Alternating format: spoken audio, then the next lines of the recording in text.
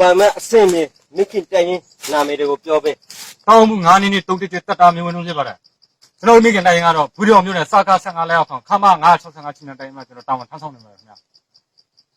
2019ဗမာစစ်တပ်ကမွတ်စလင်လူမျိုးတွေကိုတပ်ဖြတ်တော့ကဘေကန်သားတွေမှာပါဝင်ခဲ့တော့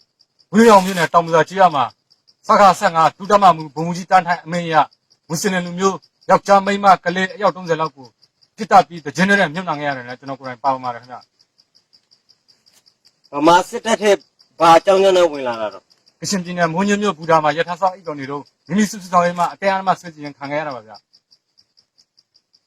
အခုမှဘာကြောင့်ဗမာတပ်ထဲကပြေးတာတော့ ထက်ရရှိတွေကနိုင်စင်းင်းလောက်တယ်ဗျဆန်းနေလူမျိုးဆိုပြီးတော့လည်းလူမျိုးကြောက်ခွဲခြားဆက်ဆံတယ်ဗျကျွန်တော်ခွင့်တင်တာကိုခွင့်မပေးလို့ကျွန်တော်ဖျက်ပြေးခဲ့ရတာပါဗျာ ဗမာစစ်တပ်ကဘလို့မြင်လို့ဘလို့တုံးတက်တယ်လို့ ထက်ရောက်အလိုနေနေလို့မြင်ပါတယ်ကြရနာတစ်ခုခုဖြစ်ရင်ဗမာလူမျိုးတွေဘက်ကဘက်လိုက်ပြီးဆုံးဖြတ်ပါတယ်နောက်ပြီး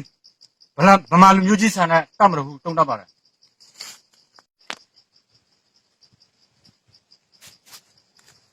ကိုပိုင်မဲ့အဆင်ပြေမိခင်တိုင်ရင်နာမည်တွေကိုပြောပေး ကျွန်တော်ကိုယ်နံပါတ်ကတော့တောင်း938ကိုလေးအသားကြောင်မြောက်ဖြစ်ပါတယ်ကျွန်တော်တာဝန်ထောက်ဆောင်နေတင်ရင်ကတော့ဒီဘူးတော်ချီဆိုင်စကား15လောက်ခန့်ခမ965ချိန်မတင်ရဖြစ်ပါတယ်ခင်ဗျ မင်းဗမာစစ်တပ်ထဲကိုဘာကြောင့်ဘာယူရှင်နဲ့ဝင်လာတာတော့ ကျွန်တော်စစ်တပ်ထဲဝင်ရတဲ့အကြောင်းအရာတော့ကနဒေသကြီးဖြိုးမျိုးတော်ရင်လေးရအသက်ကြီးအောင်ချပြောပါတယ်မင်းပတ်စံတော့သိရမယ်ပြီးတော့ကျွန်တော်မလေးကျောင်းစိတ်ထောက်ပံ့ပေးမယ်ဆိုတော့ကျွန်တော်တက်ထဲဝင်ခဲ့ရတာခင်ဗျ မင်းခုတော့ SC တွေမရလို့ထွက်ပြေးတာလား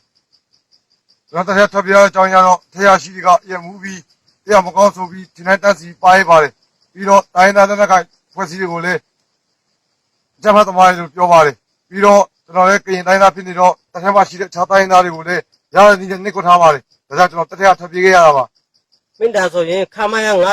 965တဲရင်မှာမူရေးဆိုတော့တုံးဆွဲတာတွေတွေ့ဘူးလား ဟုတ်ကဲ့ရှိပါတယ်ကျွန်တော်တိုင်းဘူကင်းမှာတိုင်းရုံးမှာကျွန်တော်တောင်းကြတဲ့အချိန်မှာပေါ့ဘုံတိုင်းဘူရ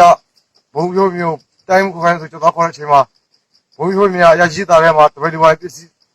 တပည့်တော်ဆေးရပစ္စည်းသုံးဆောင်နေတဲ့တန်းလန်းကြီးကျွန်တော်တွေ့ခဲ့ရပါတယ်ခင်ဗျ ဗမာစစ်တပ်ကဘလို့မြင်တယ်လဲ ကြီးနိုင်ငံနေနဲ့ဝယ်မြင်ပါတယ်ပြီးတော့ဒီတိုင်းသားမျိုးပေါ်မှာနဲ့အားကိုပြီးနေချက်တက်လို့ပဲကျွန်တော်မြင်ပါတယ်ခင်ဗျ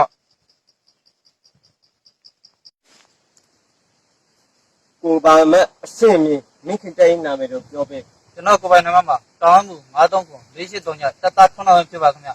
ကျွန်တော်မိခင်တိုင်းမှာဘူးတိတော်မြို့စကား15လောက်ကခမရ9တိတိုင်ဖြစ်ပါခင်ဗျ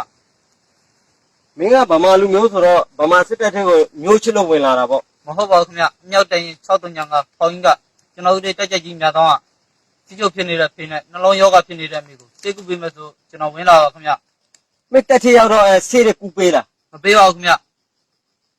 ဒါကြောင့်ထွက်ပြေးတာလားမင်းက မဟုတ်ပါဘူးခင်ဗျ ဘာဖြစ်လို့ထွက်ပြေးတာတော့ ပေါ်ဖောက်ပြီးထက်ကြီးခိုင်းလိုက်လောပါခင်ဗျမိဘနေမကောင်းလို့ခွင်တောင်းရင်လည်းခွင့်မပေးပါဘူးခင်ဗျရခိုင်ကတော်နဲ့တိုက်ပွဲဖြစ်နေရတဲ့ကြောင်းဗမာရှင်ချင်းနှိပ်ကပ်ပါတယ်ခင်ဗျဒီမျိုးဘာသာမျိုးနှိပ်ကပ်ပါတယ်ခင်ဗျအဲဒါကြောင့်ကျွန်တော်ထွက်ပြေးလာပါခင်ဗျ မင်းဗမာစစ်တပ်ကဘလို့ချွတ်နေတယ်တော့ ထက်ရှိတွေမွေးစေရောသုံးပါခင်ဗျ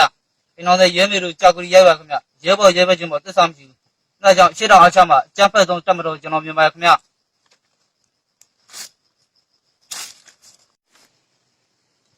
ကိုပိုင်မဲ့အဆင်ပြေမိခင်တိုင်ရင်နာမည်တွေကိုပြောပေး ကျွန်တော်ကိုပိုင်နံပါတ်3ဘူး93256တသားပန်ကုန်ကြီးပါ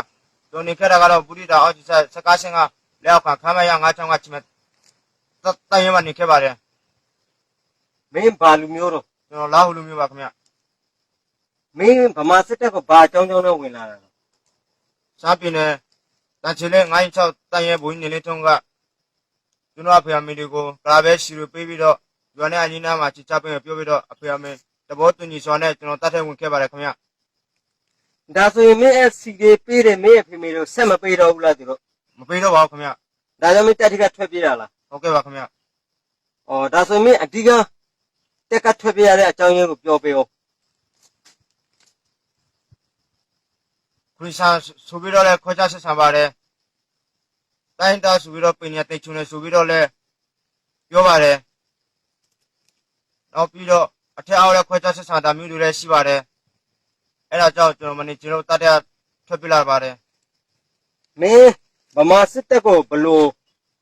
တုံ့ပြန်မလဲဘလို့ရှုမြင်မလဲ လည်းအားကိုပြီးတော့ပြည်သူလူထုတွေကိုအနိုင်ကြည့်တဲ့တတ်မတော်လို့ပဲမြင်ပါတယ်ခင်ဗျ